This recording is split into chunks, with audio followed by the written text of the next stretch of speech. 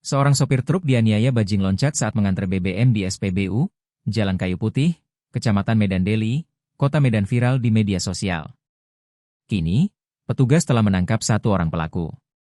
Dalam video berdurasi singkat itu, tampak ada sejumlah pria yang bertelanjang dada cekcok dengan sopir truk. Warga pun ramai menyaksikan keributan di SPBU tersebut. Kepala Satreskrim Polres Pelabuhan Belawan Ibtu Agus Purnomo mengatakan, peristiwa itu terjadi pada Senin, 8 Desember 2025. Kala itu, pelaku bernama Genta, 20, beraksi dengan 5 orang kawannya. Para pelaku ini awalnya mengambil barang dari truk itu dari belakang, bersama satu kawannya, kata Agus dalam keterangan resmi diterima Kompas.com melalui saluran telepon pada Kamis, 11 Desember 2025. Korban pun mengetahui aksi pelaku. Cekcok mulut terjadi.